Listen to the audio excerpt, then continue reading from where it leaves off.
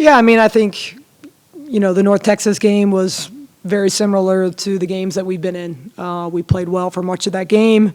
We had a lead with a few minutes to go and just weren't able to make enough plays to finish that game off.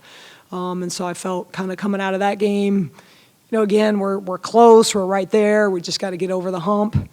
And then the Rice game was a different story. I mean, I think, anytime you're trying to, keep 18 to 22-year-olds on the right path, and we've had some really tough losses, that game to me, it just kind of caught up with us, and we didn't start with the same focus and fire, and level of execution in that game that we should have, and that really cost us. I mean, I think the mistakes we made in the first quarter and allowed Rice, to get off to a great start on their senior night. We really lost that game in the first quarter. But to me, when I look at it, that's not been our character. You're going to have tough games every once in a while, and that was certainly one for us. I think the hard part right now, again, is just trying to figure out how to get this team over the hump when we're in a close game, how we can finish those games. And so, I have to continue to look at it with the glass half full. That's who I am. We're growing as a team, and I really believe all these experiences will pay off for us. Whether that happens this year or not, I don't know. But when you look at our roster, obviously, losing J-Mac and Michaela will be, huge hits for us. But Tamia Davis has an opportunity to come back. Cameron Roach will move on. But otherwise, you're getting all these kids back. And so, we have to understand that, these experiences are going to help us down the road. Whenever that is, they will pay off. I believe in that. And, we just keep working.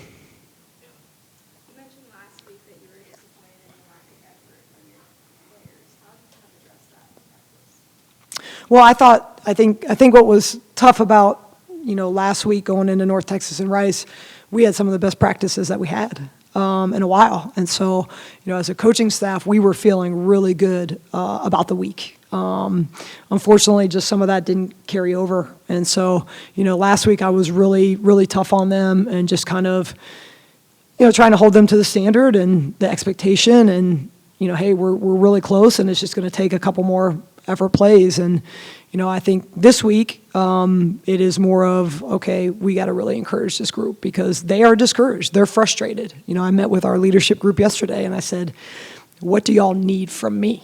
Tell me what you need from me. And they said encouragement and positivity because we're frustrated too. And to me, that's a good thing. Like, at this point in time, we've had a couple rough weeks and it could be really easy for kids to just be like, hey, we only got a few games left, let's get this over with. But, our leaders and our team generally, I think, they still want to finish this thing strong.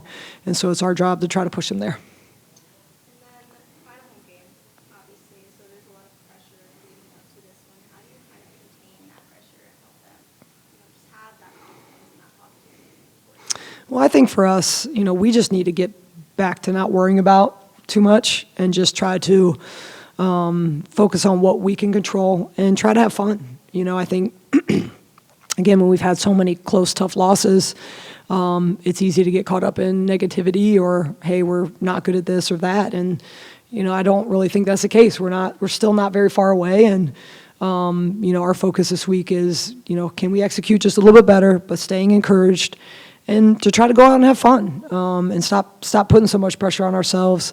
Last week was the first week I talked about seeding and standings.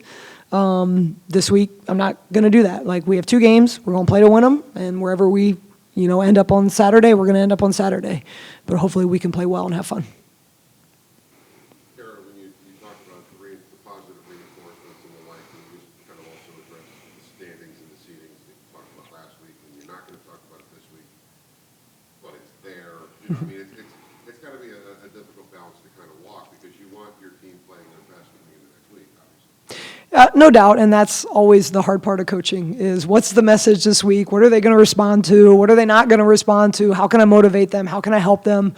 I think that's always the difficult part of coaching, trying to figure out how to motivate them in the right way and prepare them in the right way. And, I don't know if I always have the right answers, but I operate a lot off of my gut. I operate a lot off of, feedback from my players. And that's why I met with our leaders yesterday. Like, tell me what you need.